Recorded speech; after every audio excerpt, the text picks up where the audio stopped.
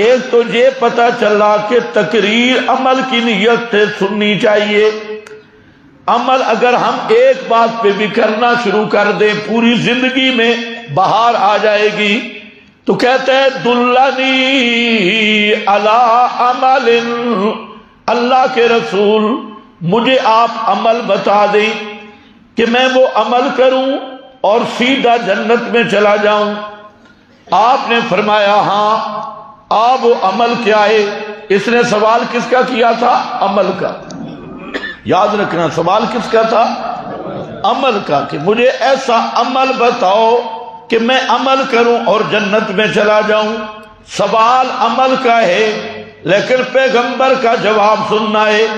اللہ کے محبوب فرماتے ہیں ہاں تعبد اللہ ولا تشرکوا بہ شیئا. تعبد اللہ، یہ عمل. اس نے عمل پوچھا، فرمایا یاد رکھ تعبد اللہ ولا تشرک باللہ شیئا.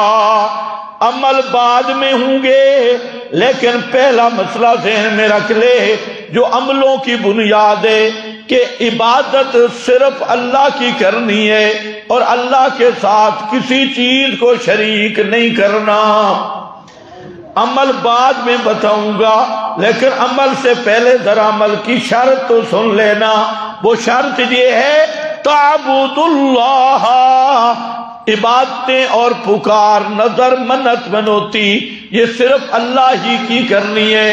لا تشرک باللہ شیئا، اللہ کے ساتھ کسی چیز کو بھی شریک نہ کرنا.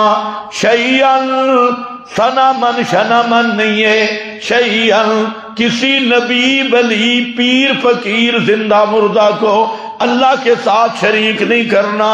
اب